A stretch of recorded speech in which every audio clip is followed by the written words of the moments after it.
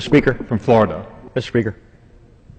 To what purpose does the gentleman from Florida rise? I ask unanimous consent to speak for 5 minutes out of order. Without objection. Thank you very much. Mr. Speaker, in recent weeks, we have seen the issue of the Western Sahara receive a great deal of coverage in the world press. Unfortunately, the press coverage has often been biased. In fact, I've seen cynical attempts at purposeful disinformation. I think it's important that we remember history. Let's not forget that while the Sahara was under Spanish colonial rule, only Morocco laid claim to that territory as its own.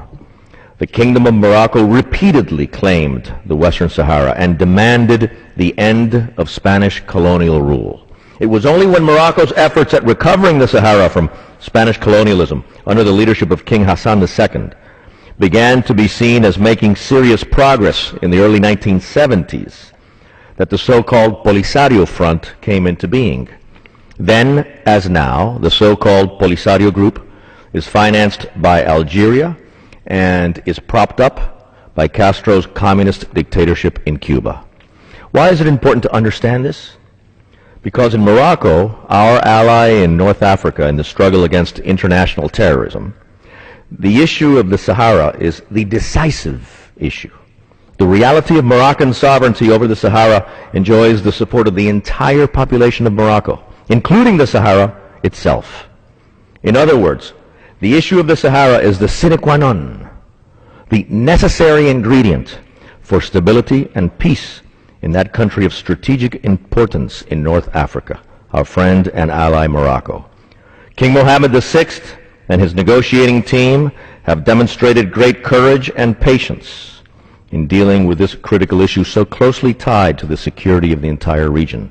Let us never forget that a make-believe and illusory, a fake microstate in northern Africa would be led by a Castro-Cuban-formed political class which would constitute a minority of the population even within the fake microstate, but would control it through Castro-style repression.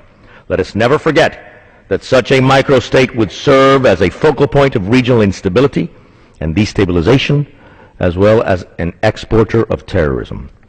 For over a decade, Mr. Speaker, Morocco has agreed to grant a genuine and profound autonomy to the Sahara under Moroccan sovereignty in order to reach a realistic and definitive solution to this problem.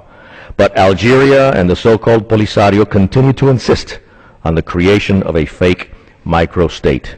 Majorities in this Congress, comprising both Republicans and Democrats, have spoken clearly in support of our ally Morocco's position on this critical issue in letters we have sent first to President Bush and then to President Obama. The United States, during both administrations and with the strong leadership of Secretary of State Rice and Secretary of State Clinton, has agreed with the position expressed by the overwhelming majority of this Congress. The future of America's struggle against international terrorism and the stability of Northern Africa require that the government and the Congress of the United States continue to stand firmly and clearly with our friend and ally, the Kingdom of Morocco. I yield back.